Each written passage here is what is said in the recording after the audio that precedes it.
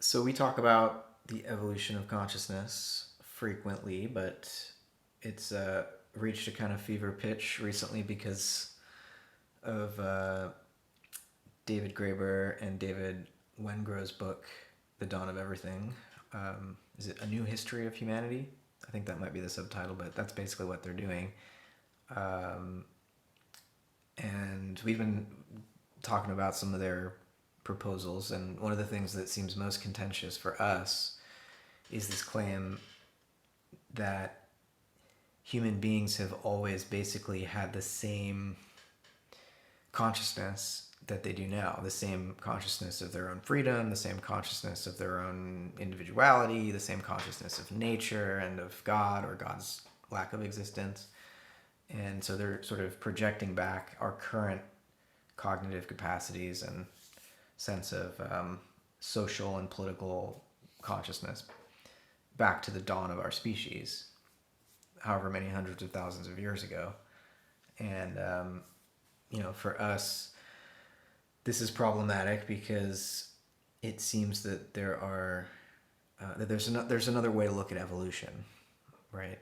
And the evolution of consciousness, when scientific materialists hear that phrase, they're going to think of biological evolution and consciousness as something that kind of gets shaped by matter and is sort of, yeah, a passive product shaped by collision of exteriors.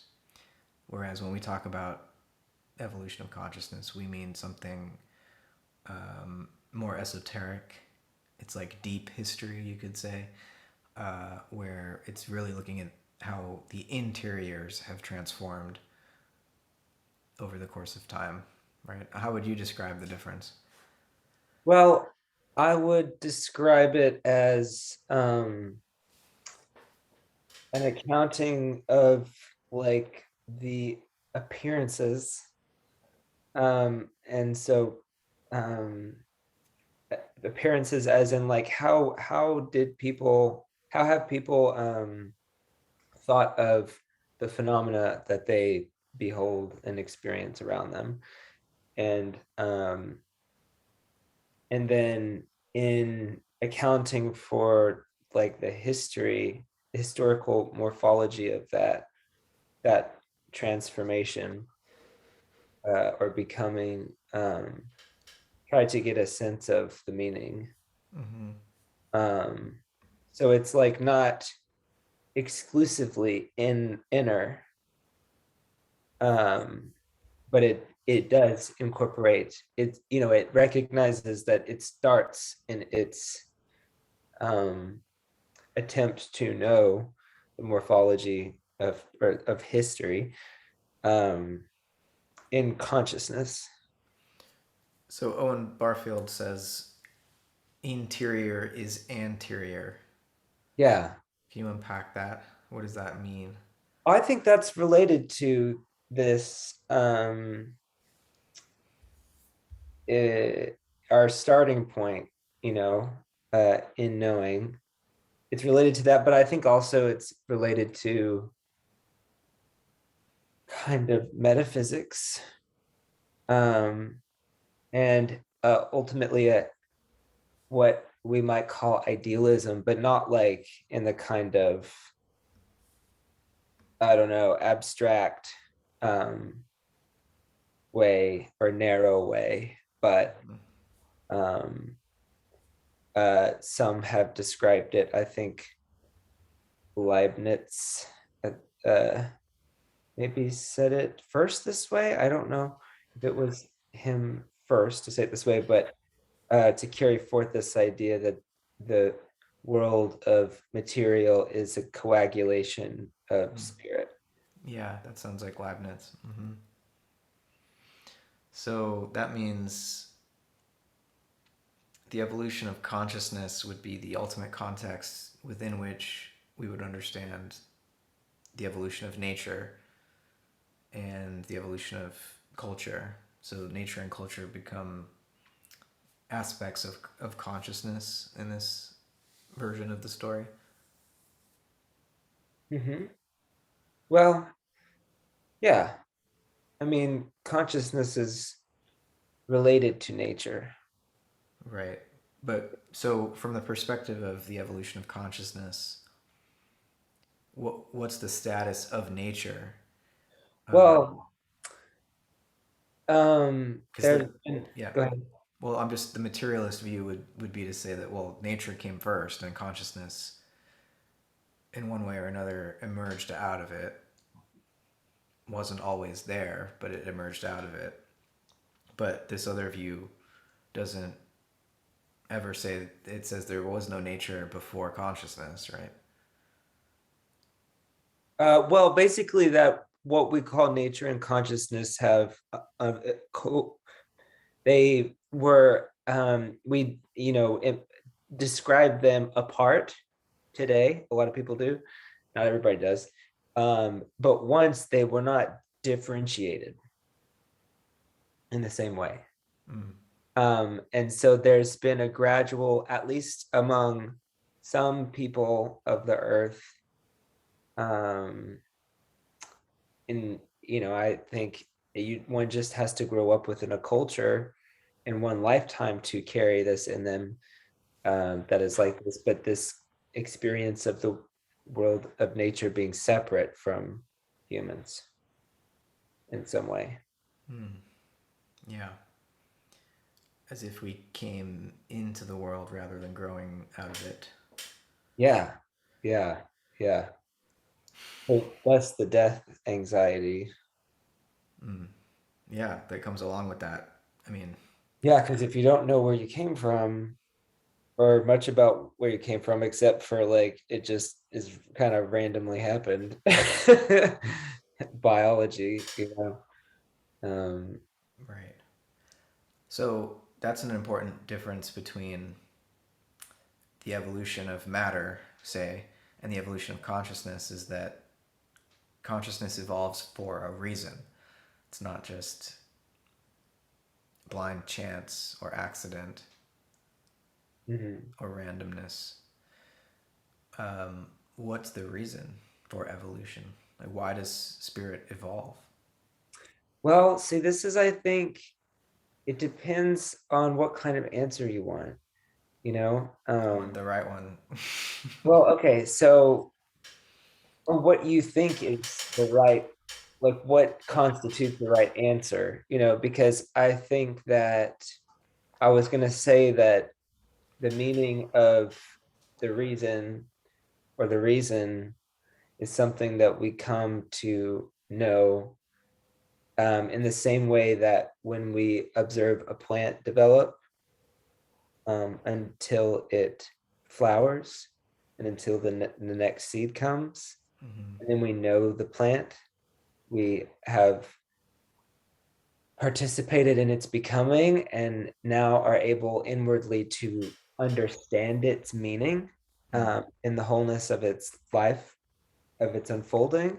And I think that that's how we can come to know the meaning of, or the reason of the universe's, or evolution of consciousness.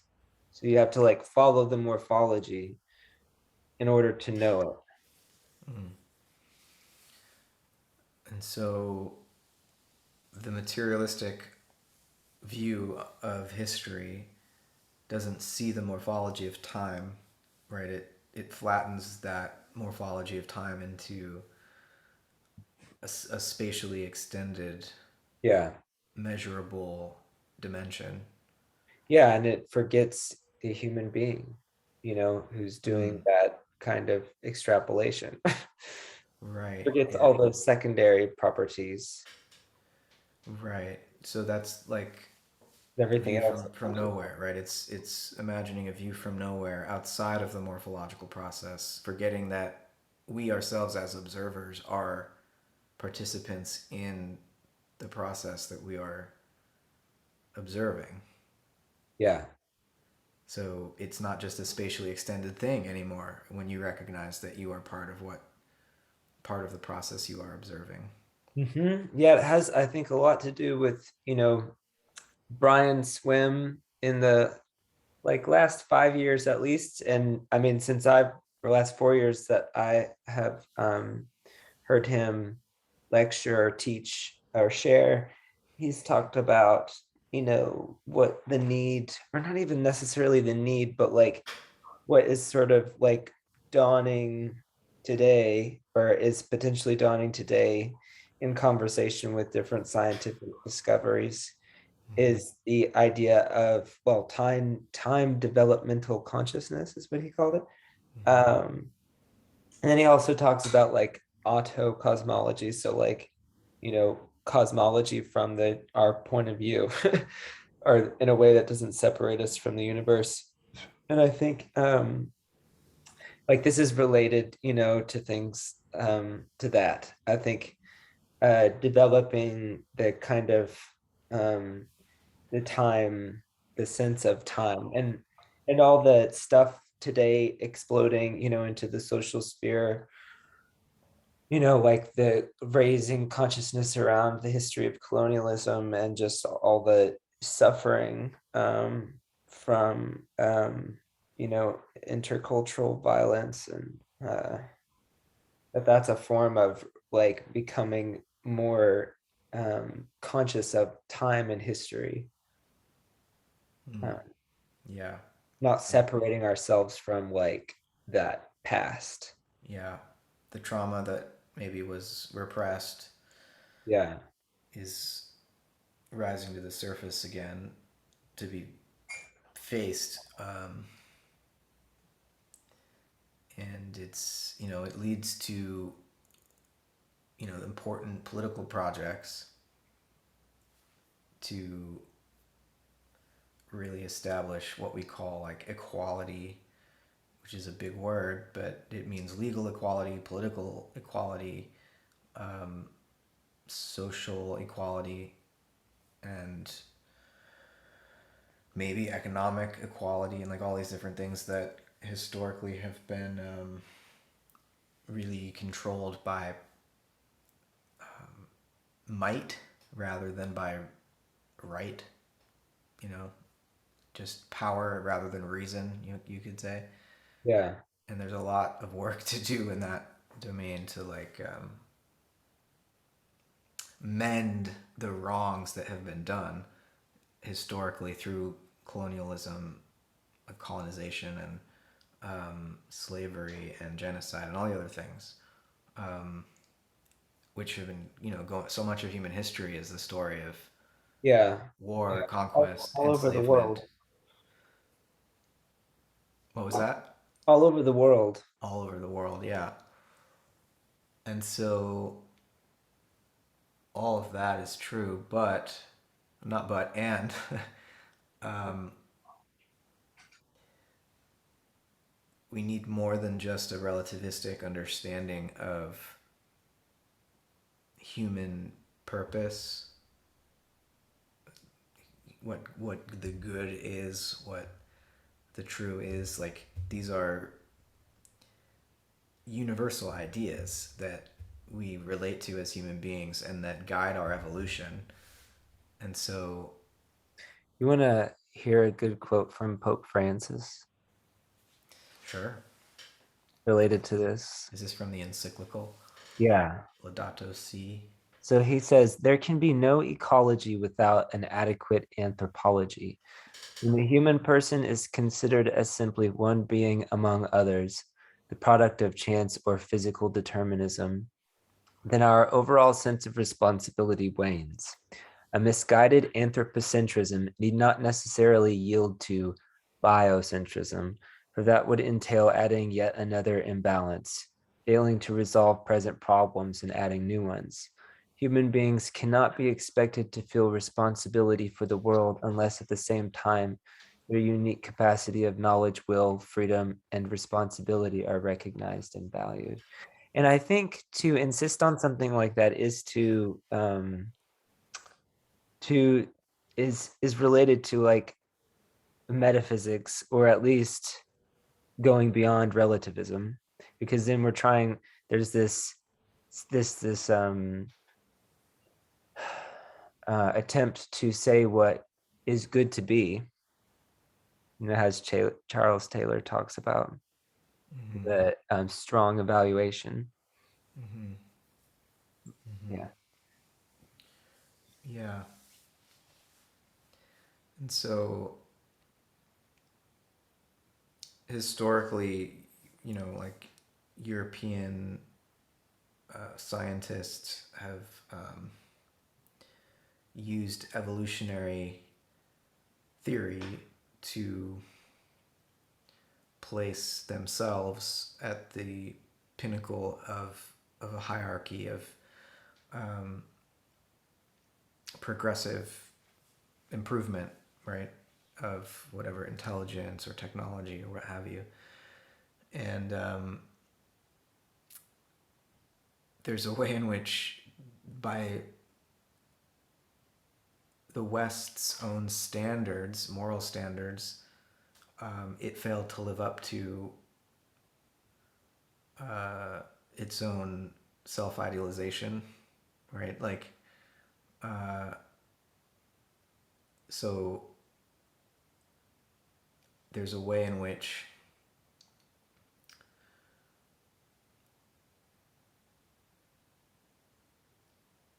even if evolutionary theories have been used in the past to justify, white supremacy, let's say, um, that doesn't mean that there isn't an evolutionary process underway. It just means that it can very easily be misunderstood and misread and flattened into a linear sequence that puts oneself at the peak. Um, and so maybe the lesson of the postmodern age is to be suspicious of models or theories that justify atrocities instead of um, and instead of that, developing evolutionary theories that show the way forward for us, that show how we can, as different cultures, develop together, rather than thinking that one of us could be the best, or that some of us were like left behind. And anyone who's alive on the planet, today, in other words, has a role to play in the future evolution of our species, and has contributed something to the past evolution of our species. Otherwise, they wouldn't be here. Or the lineages which survive because they've contributed something. Mhm. And so I guess one of the things that makes both of us uncomfortable about books like The Dawn of Everything is that it seems to deny that there has been any evolution, um, because of the fear of reproducing some kind of racist science that puts white people at the top of an evolutionary ladder. But even if we're rightly critical of that and recognize the danger of that, I think for the sake of our shared future, we're still left with the need to articulate an evolutionary theory of how we're going to survive together on this planet, right?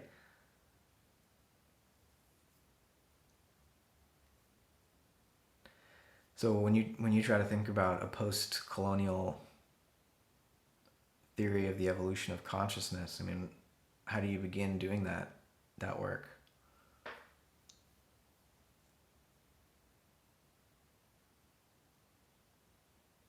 Hmm. Well, I think one has to start out by assuming that we will always be aspiring to come to some kind of understanding of it.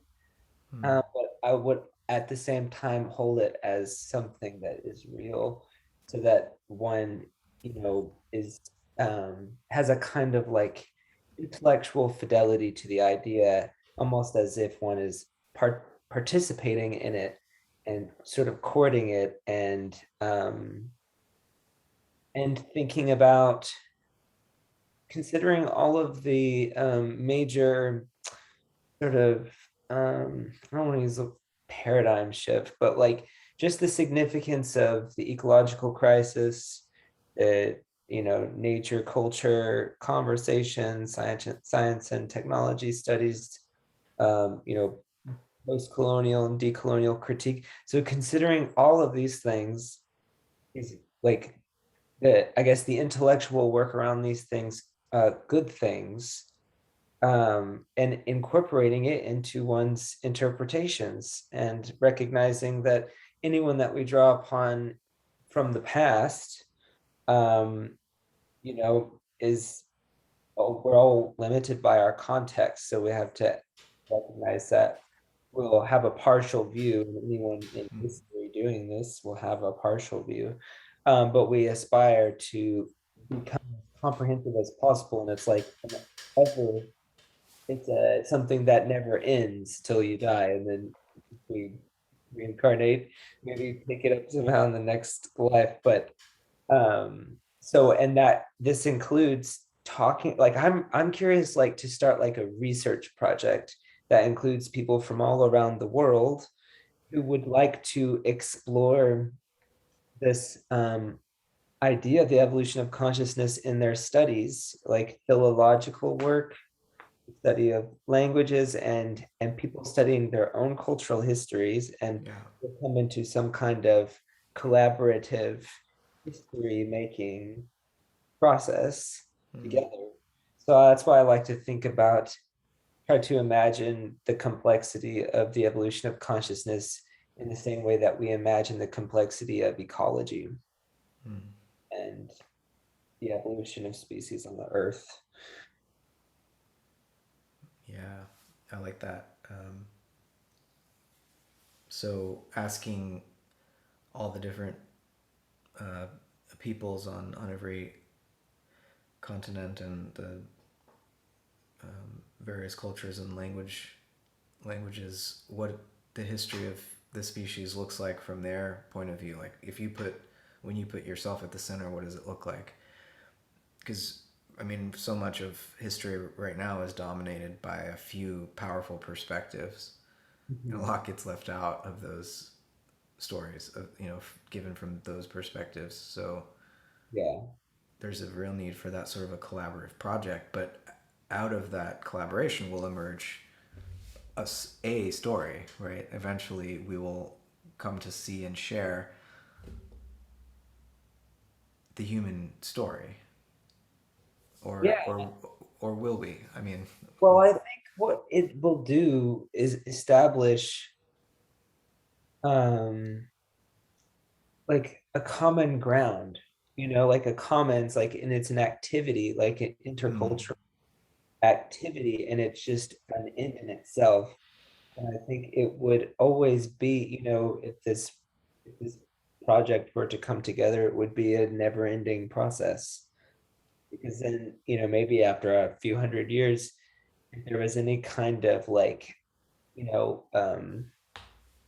there was a more comprehensive understanding shared by many people that they've come to through collaboration, um, then, oh, what was I going to say?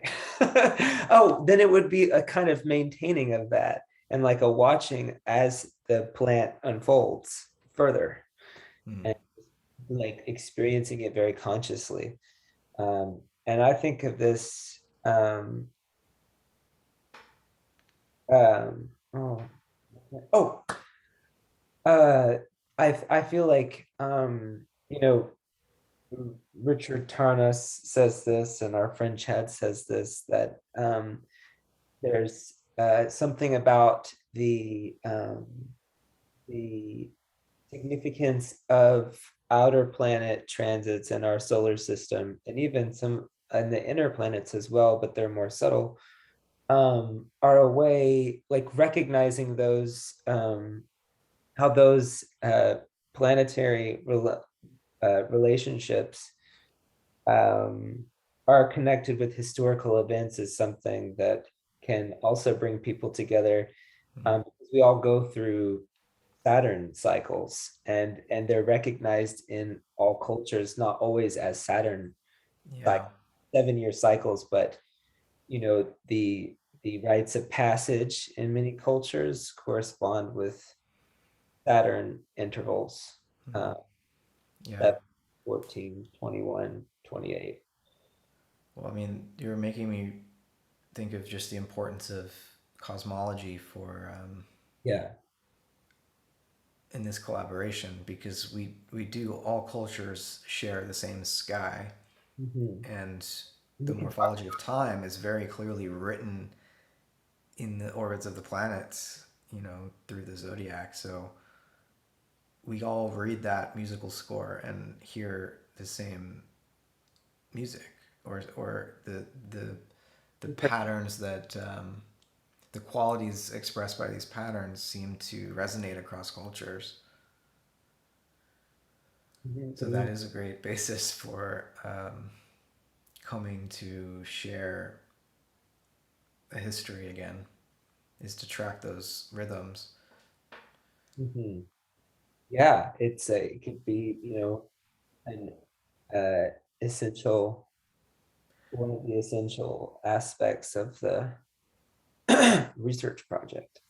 Yeah, yeah, Because I'm really curious to hear what other cultures have to say about the planets and what they call them. And yeah. I would love to learn about that. I almost feel like one of the it could be essential ingredients in any sort of planetary civilizational um, transformation would be changing our calendar. Yeah. Oh You yeah. know, like we're just stuck with Pope Gregory the Second or whatever's the Gregorian calendar, um, and there's the Islamic world has a calendar, and different cultures and religions have their own sense of what time it is in a cosmic sense. Yeah. But we have a global civilization now, and pretty much it runs on the Gregorian calendar, just because of the contingencies of which empire happened to dominate the world first. But maybe as like just a collective gesture towards this new future that's not imperial anymore, but rather truly a commons, the human commons, we would all agree on a new calendar, and like, okay, this is year zero, and now we begin this new human planet together, this new civilization together that's no longer Wow. privileging one culture over another. That would be a powerful like way to begin something new. Well, it's fun to think about how to. I mean, would it be lunar, solar, some other kind of calendar? There's so Well, many possibilities. when But you you were want it to be in seasonal rhythm, of course. yeah, when you were talking about that initially, I was thinking of the calendar of the soul. Hmm. And, of course, that's would need to be like um, made in, for different places as well. But Hmm. uh, Rudolf Steiner's calendar of the soul. yeah, it's this process of the earth soul uh, going in a rhythm of like becoming more awake and then going into more of like a dream and deep sleep in the summer. And that we participate in that. That it's like a breathing process Mm-hmm. a year. Right. So right now we're in the exhale, those of us in the northern hemisphere entering into winter. Mm. The winter solstice is, I guess, like the moment of like the kind of it's contracting into a point from the periphery Mm-hmm. into the center, and then it expands to the periphery, the soul of the earth in the summer. Sounds like something we should link people to. Yeah, yeah. There's poetic um I guess, characterizations of each week in the year that we can like participate in and like also put into our own language and see like, does it actually resonate with what I'm experiencing at this time of the year? And to just kind of reflect on it, because then it becomes like an impetus to just pay attention to our own experience. And it's not aligned with the Gregorian calendar. It's like a totally different cycle. Oh no, it is. Oh, okay. Yeah. Got it. Mhm. Well, Steiner can inspire us, but I was trying to imagine something. Something outside of that. Yeah. Gosh, that's so crazy to think about. I don't, like, oh gosh, I remember like being assimilated to the calendar and the weeks and the clocks, and it took me a long time to be able to read a clock. Yeah. Yeah. But think about how it dominates your day to day life now. I don't like it, Hmm. especially with the cell phone, you Yeah. know?